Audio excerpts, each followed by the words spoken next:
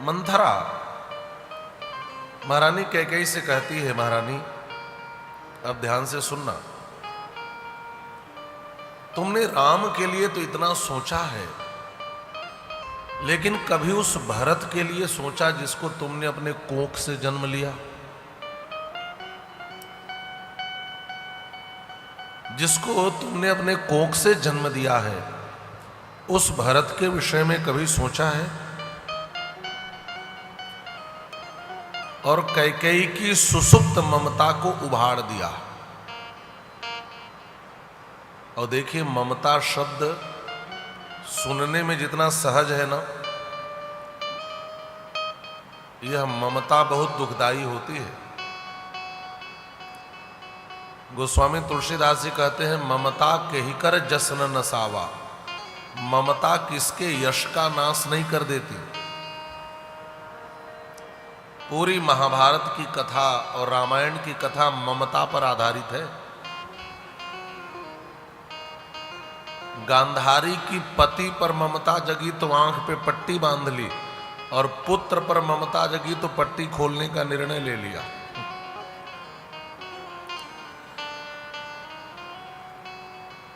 अच्छा, दृष्टि में समता हो तब जीवन अच्छा होगा, लेकिन दृष्टि में ममता हो तो समस्याएं होती हैं। जब हम समता के साथ कोई निर्णय लेते हैं तो निर्णय चिरकालिक होता है, दीर्घकालिक होता है। लेकिन जब हम ममता के कारण निर्णय लेते हैं तो वह निर्णय अस्थायी होता है, क्योंकि उस ममता में केवल और केवल अपना मोह ही होता है और कुछ नहीं होता। और मंथरा ने महारानी कैकेयी, मंथरा ने कहा, सुनो, यदि राम राजा बन गए तो पहली बात तो यह होगी कि भरत का नाम ही राजवंश से निकल जाएगा। भविता राघवो राजा राघवस्य च यः सुतः राजवंशात् तो भरतः कैकेयी परिहास्यते। राम राजा बनेंगे तो राम का बेटा राजा बनेगा, फिर उनके बेटे का बेटा राजा बनेगा, फिर उनके बेटे के बेटे का बेटा राजा बनेगा। तो इस राजवंश में तो भरत का नाम ही खत्म हो जाएगा। पहली बात तो ये होगी, भरत पूरी परंपरा में कहीं दिखेंगे ही नहीं। और दूसरी बात, राम राजा बनते ही दो प्रस्ताव सबसे पहले पारित करेंगे। पहला प्रस्ताव यह कि कैकेयी को कौशल्या की दासी बना दिया जाए, ये पहला प्रस्ताव। और दूसरा प्रस्ताव पारित करेंगे कि भरत को राज्य से निकाल दिया जाए। लेकिन इसकी संभावना कम है, ज्यादा संभावना है कि यह प्रस्ताव पारित करेंगे कि भरत को मार दिया जाए। ध्रुवम तो भरतम रामः प्राप्य राज्यम अकंटकम देशांतरम नाययिता लोकांतरम मथापिवा। देशांतर से निकाला, देशांतर देंगे इसकी संभावना कम, लेकिन लोकांतरम मतलब तुम्हारे भरत को दुनिया से ही उठा दिया जाएगा। और जब तुम कौशल्या की दासी बनोगी ना, तो कौशल्या बहुत दुख देगी तुम्हें। और देखो, सौतें हमेशा दुख ही देती हैं। रामचरितमानस में तो गोस्वामी जी ने लिखा है कि 100 सौतों की कथा सुनाई, उसमें कद्रू और विनीता की कथा सुनाया, और ये बताया सौतें हमेशा दुख देती है। अच्छा, एक बात कहूं, ये जो कल्पना का भय है ना, ये व्यक्ति को ज्यादा डराता है। ये जो कल्पित भय है ना, ऐसा हो जाएगा, ऐसा हो जाएगा, ऐसा हो जाएगा। जब किसी की बुद्धि को बदलना हो तो लोग इतनी कल्पना करके डरा देते हैं कि सामने वाला घबरा जाता है। और मंथरा ने कल्पित भय महारानी कैकेयी के सामने दिखाया। यदि राम राजा बने तो तुम दासी बनोगी, और तुम्हें भी हम लोगों के साथ चल करके सर्वेंट क्वार्टर्स में रहना पड़ेगा। तस्याह प्रेस्याह भविष्यति, ये सब लिखा है। प्रेस्या बनोगी माने दासी बनोगी कैकेयी की। और कोई बात नहीं, तुम तो किसी प्रकार जिंदा रहोगी, जी खा लोगी, लेकिन उस भरत के लिए सोचो जिसको तुमने कोख से पैदा किया है, वो मार दिया जाएगा। ऐसा भय पैदा किया मंथरा ने कि जो महारानी कैकेयी राम से इतना प्रेम करती थी, उस राम प्रेम को मंथरा ने महारानी कैकेयी के हृदय से तिरोहित कर दिया। वो जोर जोर से सांस लेने लगी, दीर्घ मुश्रम विनिश्वस्य, लगी गरम गरम सांस छोड़ने, जैसे नागिन फुंकारती है ना, वैसे लगी करने। मंथरा देखी, मंथरा समझ गई असर तो पूरा हो रहा है। महारानी कैकेयी ने कहा, मैं राम को राजा नहीं बनने दूंगी, मैं भरत को राजा बनाऊंगी। इतना सुनना था कि मंथरा उछलकर महारानी कैकेयी के बगल में पलंग पर बैठ गई। मंथरा ने कहा, अब तुम्हारी समझ पैदा हुई है। महारानी कैकेयी ने पूछा, लेकिन मंथरा एक बात बता, हम 2 स्त्रियां और दूसरी ओर अयोध्या का पूरा साम्राज्य, बड़े बड़े मंत्री, बड़े बड़े विचारक, आचार्य वशिष्ठ जैसा सदगुरु, महाराज दशरथ जैसा राजनीतिज्ञ, और हम 2 अबला स्त्रियां, हम इनका क्या कर पाएंगी? हम कैसे राज्य के इस बड़े निर्णय को बदल पाएंगे? मंथरा ने कहा, महारानी बस मैं जो कह रही हूं उस पर उसको सुनो, वैसा कर दो, सब हो जाएगा। बस मेरी बात मानते जाओ, सब हो जाएगा, तुम्हारा भरत राजा बन जाएगा। हम ऐसा क्या करें मंथरा? तो मंथरा ने कहा, देखो महारानी, आप कथाएं तो सुनाती हो लेकिन याद नहीं रखती। आपने एक बार एक घटना सुनाई थी। एक बैजयंत नाम का पुर था, वहां का राजा था तिमिध्वज, उसका एक नाम था शंबरासुर। एक बार देवताओं से उसका संग्राम छिड़ा। देवताओं ने महाराज दशरथ से सहायता मांगी। उस देवासुर संग्राम में जब महाराज श्री दशरथ भाग लेने के लिए गए तो आप भी उनके साथ गई। अच्छा, महारानी कैकेयी बड़ी वीरांगना है, बड़ी प्यारी कथा मिलती है। कैकेयी देश में, जिसको वर्तमान में कश्मीर कहते हैं, कैकेयी देश में शार्दुल सिंहों ने बड़ा उत्पात मचा रखा था। और महाराज श्री दशरथ शब्दवेधी बाण के बहुत बड़े ज्ञाता थे और अच्छे धनुर्धर थे, अतिरथी वीर थे। वहां के कैकेयी नरेश महाराज अश्वपति ने अयोध्या से सहायता मांगी तो महाराज श्री दशरथ शार्दुल सिंहों का शिकार करने के लिए कश्मीर गए, कैकेयी देश में गए। और जिस भवन में महाराज श्री दशरथ को रुकाया गया था, वह एक दिन शिकार खेल करके लौटे, मार करके शार्दुल सिंहों को। उस भवन में प्रवेश किए तो उन्होंने देखा कि एक कोई राजकुमार घोड़े पर बैठ करके आया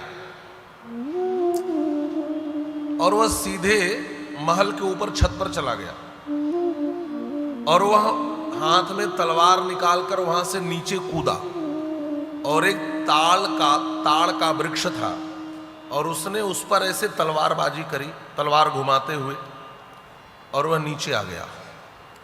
और वह नीचे आकर के, तब तक वह ताड़ का वृक्ष खड़ा था, और नीचे आकर जब उसने धक्का दिया तो एक एक हाथ का टुकड़ा कट कट के सब नीचे गिर गया।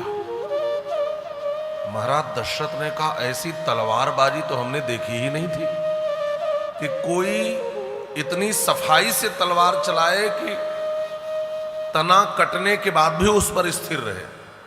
और फिर नीचे उतरकर जब उसने धक्का दिया तो टुकड़े टुकड़े में बिखर गया।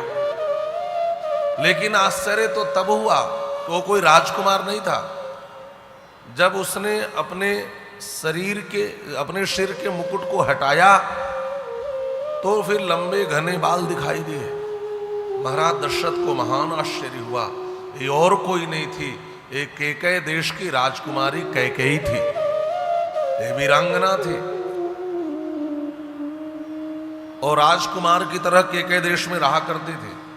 महाराज दशरथ मोहित हो गए राजकुमारी कैकेयी पर, और महाराज दशरथ ने स्वयं महाराज अश्वपति के समक्ष राजकुमारी से विवाह का प्रस्ताव रखा। केकय नरेश ने कहा, महाराज मैंने सुना है आपका विवाह महारानी कौशल्या के साथ हो चुका है, तो क्या मेरी पुत्री को पूरा न्याय मिल पाएगा? हाँ मैं विवाह तो कर दूंगा, लेकिन एक शर्त है, मेरी पुत्री से जो पुत्र होगा उसको आप राजा बनाओगे, तब मैं अपनी बेटी का विवाह कर सकता हूं। और उस समय महारानी कौशल्या को कोई पुत्र नहीं हुआ था, तो महाराज दशरथ ने सोचा कि अब तो पुत्र इन्हीं से होगा, तो राजा बनाने में आपत्ति क्या होगी। महाराज श्री दशरथ ने इस प्रस्ताव को, इस शर्त को स्वीकार कर लिया, और महारानी कैकेयी से महाराज श्री दशरथ का विवाह हुआ। महारानी कैकेयी बचपन से ही युद्ध कला में निपुण थी, और जब देवासुर संग्राम में महाराज श्री दशरथ भाग लेने गए, तो उस संबरासुर के साथ जो भयंकर युद्ध हुआ था, उसमें महारानी कैकेयी भी साथ गई थी। संबरासुर बहुत बड़ा मायावी था। उसका एक नियम था, वो पहले योद्धा को मूर्छित करता, बेहोश करता, फिर अपहरण करता, उसके बाद गला काटता। महाराज उस संबरासुर ने महाराज श्री दशरथ को भी मूर्छित कर दिया। अब अपहरण करके और केवल मारना ही बाकी था। लेकिन जब महाराज श्री दशरथ मूर्छित हो गए, तो महारानी कैकेयी ने अपनी युद्ध कला के बल पर महाराज दशरथ के प्राण बचा लिए, निकाल लाई वहां से।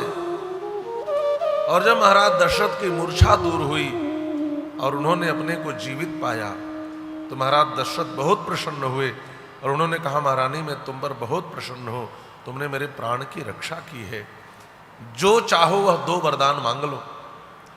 महारानी कैकेयी ने हंसकर कहा, महाराज जब इच्छा होगी तो मांग लूंगी, मैं इन 2 वरदानों को थाती के रूप में रख रही हूं। ये मेरी थाती है, ये मेरा डिपॉजिट है, ये फिक्स डिपॉजिट, जब चाहूं तो इसको तोड़ लूं, बजा लो। महाराज दशरथ ने कहा ठीक है। मंथरा ने कहा, महारानी एक घटना आपने मुझे सुनाई थी, मुझे याद है, आप भले भूल गई होगी, अभी भी वो 2 वरदान थाती के रूप में आपके पड़े हैं, बस उन 2 वरदानों का उपयोग करके अपना मनोरथ सिद्ध कर लो। पहला वरदान यह मांगो कि श्री भरत का राज्याभिषेक हो, और दूसरा वरदान मांगो कि राम 14 वर्ष के लिए वन को चले जाएं। ताम च याचस्व भरतारम भरतस्याभिषेचनम प्रव्राजनम च रामस्य वर्षाणि च 14। 14 वर्ष के लिए राम वन को चले जाएं।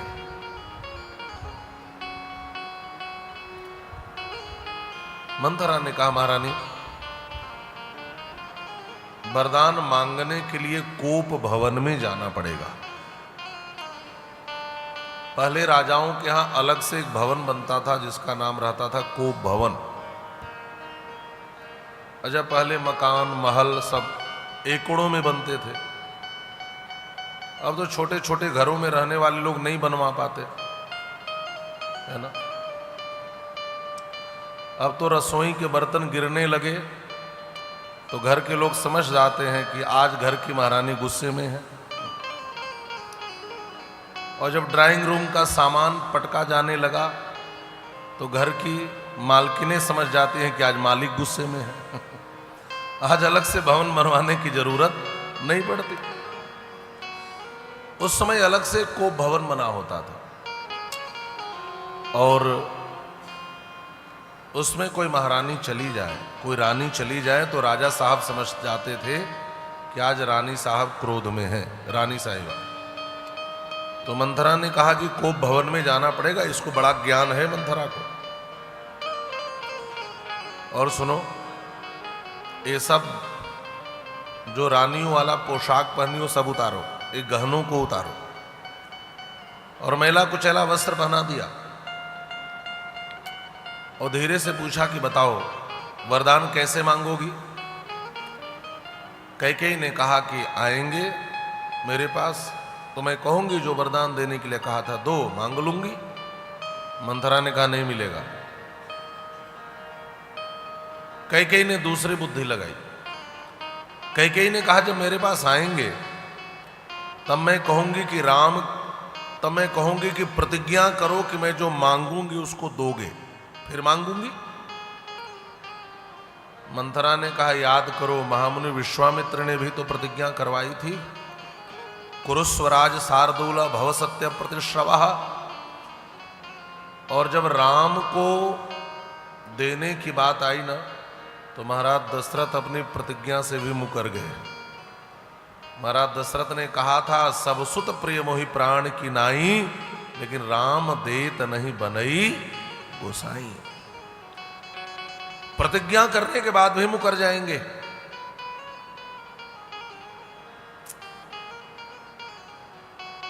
तब कैकेयी ने पूछा गुरुजी आप ही बताइए कैसे मांगूंगी। मंथरा को गुरु माना। गोस्वामी जी कहते हैं साधारण गुरु नहीं है, कोटि कुटिल मणि गुरु पढ़ाई। इसकी उपाधि है कुटिल मणि। आज आप सुनते होंगे साहित्य शिरोमणि, फलाने मणि, लेकिन एक कुटिल मणि है। इसको सारी कुटिलता का ज्ञान है। मंथरा ने कहा मुझसे पूछ रही हो तो बताऊंगी। देखो जब तुम्हारे पास आए तो थोड़ा त्रिया चरित्र करना, तुरंत मत कुछ कहने लगना, और फिर उनको राम की सौगंध खिलाना। और जब वह राम की सौगंध खा लें तब वरदान मांगोगी।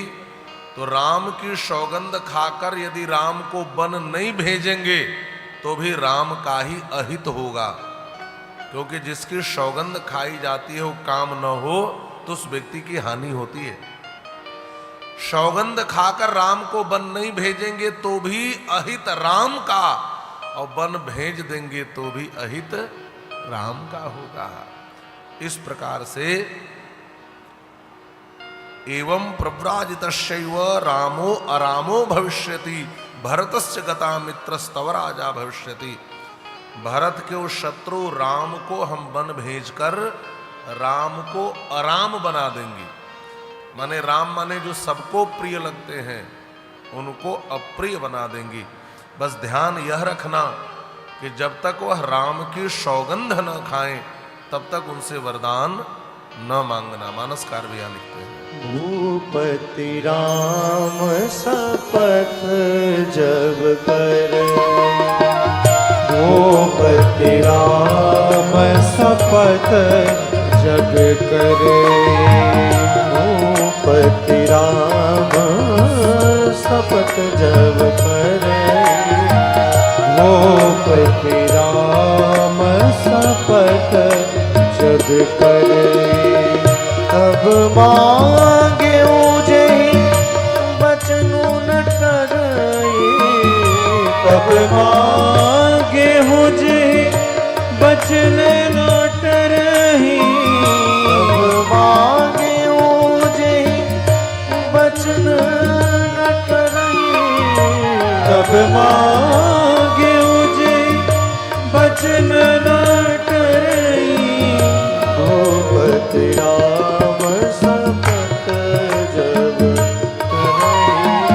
भूपति राम शपथ जब करे। भूपति राम शपथ जब करई, तब मांगे हु जही बचन न टरई। जब राम की सौगंध खा ले तब मांगना, तो अपने बचन से मुकर नहीं सकते। महारानी कैकेयी ने कहा मंथरा मैं तो समझती थी तुम्हारे पीठ पर जो कुबड़ है वो बिना मतलब का है। आज बात समझ में आ गई, यह कुबड़ नहीं, ये बुद्धि का बॉक्स है। सारी बुद्धि इसी में निवास करती है। मतयः छत्र विद्याश्च मायाश्चात्र बसंती ते। मतयः, यह मति शब्द के बहुवचन का प्रयोग है। जितनी मतियां हैं, प्रज्ञा है, तात्काल की बुद्धि है, ये सब तेरे कुबड़ में निवास करती है। बनने दे मेरे भरत को राजा, तेरे कुबड़ को सोने से मढ़वाऊंगी, तेरे लिए अलग से महल बनवाऊंगी, दुनिया की सारी कुबड़ियों को जुटाकर तेरी दासी बना के तुझे रानी बनाऊंगी, और किसी देवी देवता की पूजा नहीं करूंगी, रोज सुबह उठकर तेरे कुबड़ पे चंदन लगाऊंगी। लब्धार्था च प्रतीता च लेपयिष्यामि ते स्थगु। अस्थगु माने कुबड़, मैं तो तेरे कुबड़ की ही पूजा करूंगी। ये सब लिखा है वाल्मीकि रामायण। मंत्रा ने कहा ठीक है कैकेयी, पहले अपना मनोरथ सिद्ध कर, बाद में जो करना है वो करना। और मंथरा ने महारानी कैकेयी को कोप भवन में भेज दिया। देखिए भगवान श्री राम की 3 यात्रा हुई मुख्य रूप से। पहली यात्रा राम जी ने सिद्धाश्रम के लिए की, मिथिला के लिए। दूसरी यात्रा राम जी ने दंडकारण्य के लिए, और तीसरी यात्रा राम जी ने लंका के लिए की। और राम जी की ये तीनों यात्राएं 3 स्त्रियों के कारण हुई। पहली यात्रा ताटका के कारण, दूसरी यात्रा मंथरा के कारण, और तीसरी यात्रा शूर्पणखा के कारण। ताटका माने क्रोध, मंथरा माने लोभ, और शूर्पणखा माने काम। जब तक समाज में काम, क्रोध, लोभ की वृत्ति बनी रहेगी, तब तक अयोध्या में राम राज्य की स्थापना संभव नहीं है। महाराज श्री दशरथ अयोध्या में राम राज्य तो लाना चाहते हैं, लेकिन जब तक समाज में क्रोध बना रहेगा, काम बना रहेगा, लोभ बना रहेगा, तो नहीं। देखिए क्रोध यज्ञ को नष्ट करता है। ताटका यज्ञ का नाश करती थी ना। जीवन में यदि आपके क्रोध है तो आपको यज्ञानुष्ठान का कोई फल प्राप्त नहीं होगा। हाँ? इसीलिए तीर्थ में जाइए, धाम में जाइए, पूजा पाठ करिए, यज्ञ अनुष्ठान में बैठिए तो गुस्सा रहित होकर बैठिए, क्रोध रहित होकर बैठिए, गुस्सा छोड़कर बैठिए। ऐसा कोई फल प्राप्त नहीं होगा। और लोभ जो है वह आनंद का विरोधी है। मंथरा राम जी का विरोध करती थी। राम माने सुख, राम माने आनंद, जो आनंद सिंधु सुख राशि। लोभी व्यक्ति कभी आनंदित नहीं होता, लोभी व्यक्ति कभी सुखी नहीं होता। ध्यान से सुनना, जिसके भीतर लोभ है वह कभी सुखी नहीं हो पाएगा। किसी क्या 2 मंजिला मकान हम देखे, मन में लोभ जगा, मेरे पास भी हो जाए। अच्छा, जैसे ही आपके पास 2 मंजिला अपना मकान हुआ, वैसे एक लाभ होते ही दूसरा लोभ पैदा हो जाता है। अब तो 4 मंजिला होना चाहिए। 4 मंजिला हो जाए, अब खुश हो गए, कहा नहीं अब तो दूसरे शहर में भी होना चाहिए। ये लोभ बढ़ता जाता है। हर लाभ के बाद एक नया लोभ। साइकिल नहीं थी, मोटरसाइकिल हो जाए, मोटरसाइकिल नहीं थी, मोटरसाइकिल हो जाए तो कार हो जाए, कार हो जाए तो फिर लग्जरी कार हो जाए। एक लाभ होते नया लोभ पैदा होता है। राम जी रावण का सिर काट रहे थे, एक काटे दूसरा निकल आए। तो गोस्वामी जी लिखते हैं दूसरा सिर कैसे पैदा हो रहा है, नया लोभ पैदा होता है। वैसे रावण का एक सिर कटते दूसरा पैदा हो रहा है। इसका मतलब लोभी व्यक्ति कभी सुखी नहीं होता, लोभी व्यक्ति कभी आनंदित नहीं होता। जब तक लोभ का त्याग आप नहीं करोगे तब तक आप जीवन में कभी आनंदित नहीं हो पाओगे। जब तक जीवन में यह सूत्र न आ जाए कि जो प्राप्त है वो पर्याप्त है। देखिए इच्छाएं अनंत है, आवश्यकताओं की पूर्ति हो जाए तो खुश हो जाइए, क्योंकि इच्छाओं की पूर्ति संभव नहीं है। इच्छा एक हो तब तो पूर्ति हो, इच्छाएं तो अनंत हैं और रोज नई नई इच्छाएं पैदा होती जाती हैं।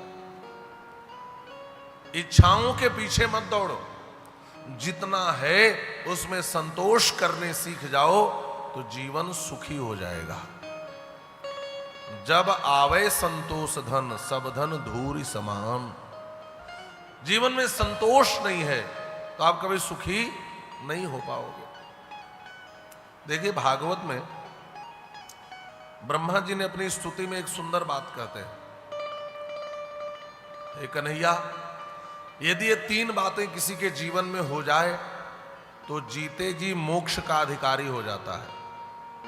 ये 3 सुतेनुकंपाम सुसमीक्षमाणो भुंजान एवात्मकृतम विपाकम हृद्वाग्वपुर्भिर्विदधन् नमस्ते जीवेत यो मुक्तिपदे सदाय भाग। जो हमें प्राप्त है उसमें भगवान की कृपा का अनुभव करना। ध्यान से सुनना। तत्तेनुकंपाम सुसमीक्षमाणो, जो हमारे पास है उसमें खुश रहो और यह मानो कि भगवान की बहुत बड़ी कृपा है। यदि आपके पास छोटा घर ही है तो खुश हो जाओ कि संसार में बहुत से लोग हैं जिनके पास तो घर ही नहीं है। बारे ठाकुर जी, आपकी कितनी बड़ी कृपा है कि मेरे पास घर तो है। किसी के एक पांव कट गए, अब वो क्या करेगा? जीवन भर रोता रहे? कहा नहीं। आप यह मान लो कि ठाकुर जी, दुनिया में बहुत से लोग हैं जिनके दोनों पैर नहीं है। आपकी कितनी बड़ी कृपा है, मेरे पास एक पैर तो है।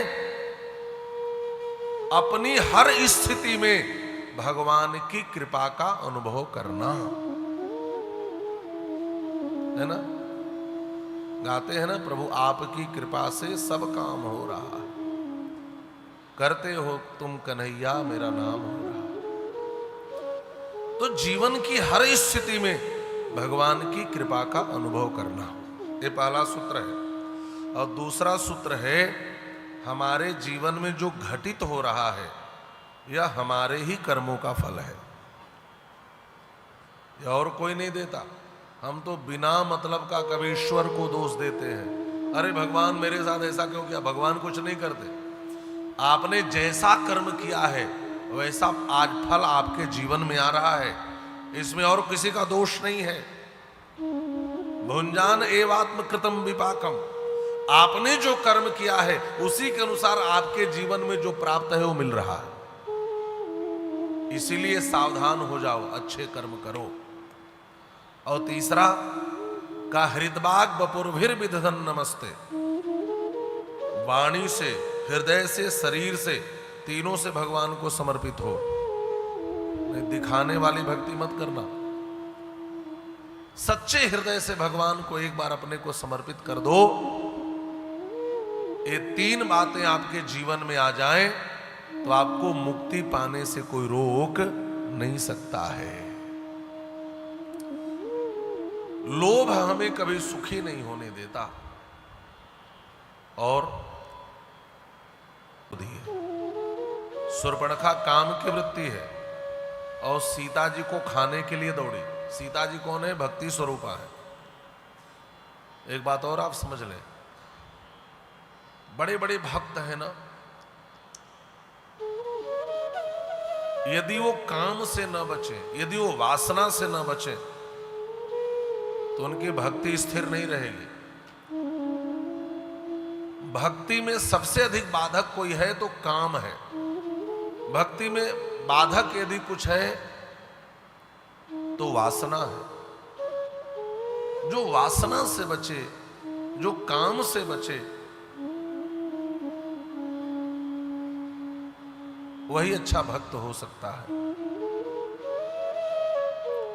तो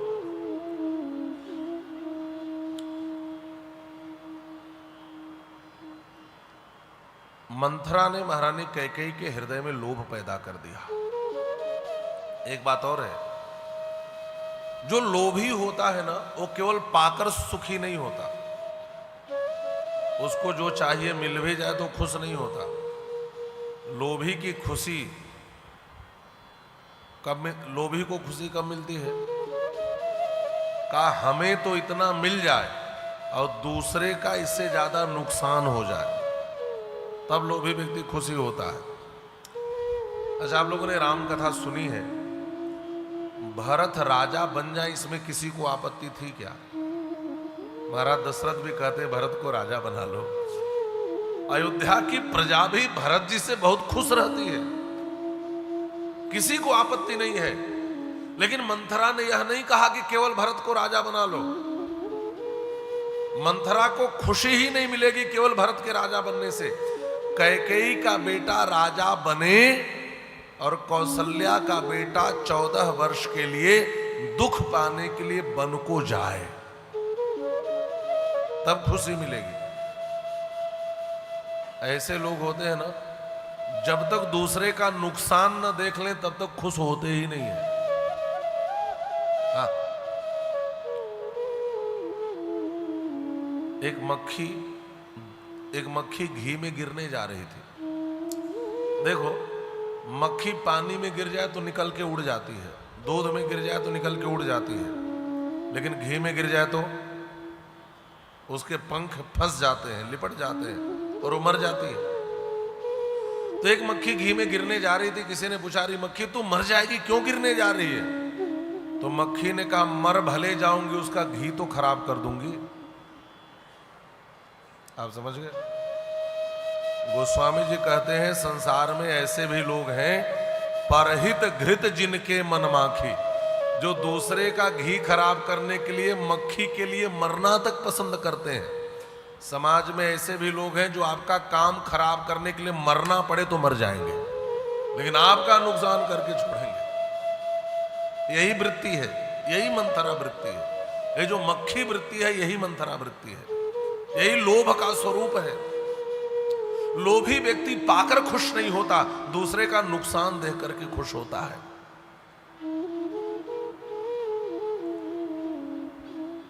मंथरा के कुसंग ने महारानी कैकेयी की बुद्धि को बदल दिया। देखो, कुसंग जीवन के लिए बहुत ही हानिकर है। हमारे शास्त्रों में इस बात पर सबसे अधिक बल दिया गया कि जीवन में कुसंग मत करना।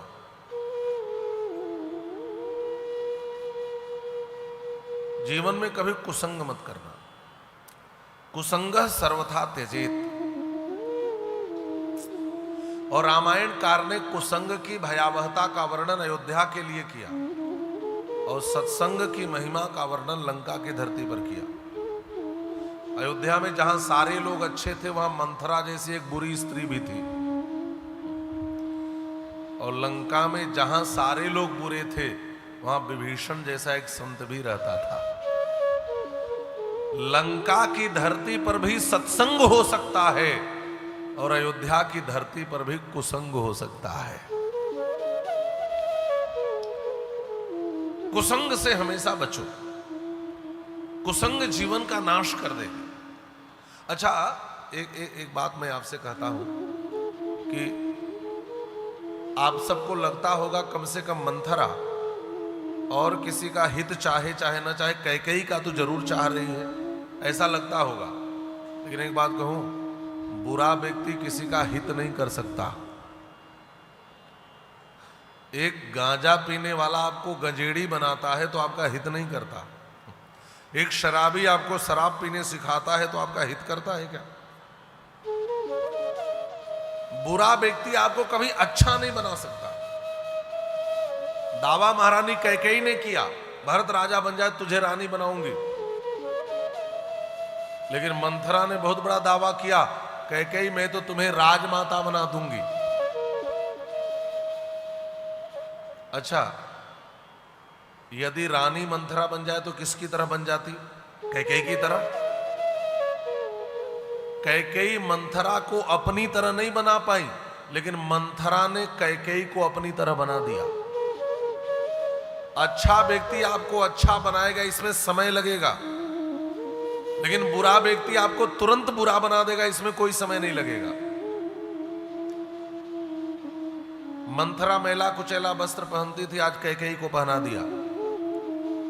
मंथरा जमीन पे सोती थी, महर्षि वाल्मीकि लिखते हैं भूमो मलिनवासिनी, आज महारानी कैकेयी को जमीन पर सुला दिया। मंथरा के शरीर पर कोई आभूषण नहीं रहता था, कैकेयी का आभूषण उतरवा लिया। सारी दुनिया मंथरा को गाली देती थी, हंसी उड़ाती थी। मंथरा ने कैकेयी को ऐसा बना दिया कि दुनिया मंथरा को नहीं कैकेयी को गाली देने लगी। चौपाई आपने पढ़ी होगी, जह तह देई कैकेयी गारी। दुनिया के लोग कैकेयी को गाली देना शुरू कर दिए। और तो और छोड़ो, अपने बेटे ने भी कोई कसर नहीं छोड़ी। भरत जी ने भी मां कैकेयी को क्या क्या नहीं कहा। अरे गांव की गवारन स्त्रियों ने जब राम जी को बनपथ में देखा तो वह भी कहती हैं, ऊंचे ऊंचे महलों में रहने वाली रानियां इतनी छोटी बुद्धि की होंगी, हमें पता नहीं था। रानी में जानी अजानी महापवि पाहन होते कठोर ही हो हैं, आखिन में सखी राखवे जोग, मैं किनुकै बनवास दियो है। ऐसे लाडले लाल हमारे घर रहते तो हम तो आंख में बैठा कर घूमती, और जिस रानी ने इनको बन भेज दिया, हमें लगता है उससे बढ़कर कोई मूर्ख नहीं हो सकती है। एक गांव की गवारन स्त्रियां भी कैकेयी को उलाहना देते हुए कह रही हैं।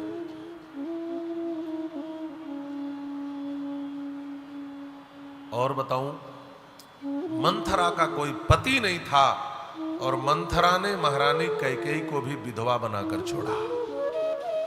अब इससे बढ़कर कुसंग की भयावहता का वर्णन क्या हो सकता है। महारानी कैकेयी के जीवन को तहस नहस कर दिया मंथरा ने। और यह रामायण की बहुत बड़ी शिक्षा है कि कभी भी बुरे व्यक्ति का संग मत करना, वह आपके जीवन को नष्ट कर देगा। इसलिए हमारे यहां कहा जाता है, यह अवसर बार बार नहीं मिलता है, हमें हमेशा सत्संग करना चाहिए।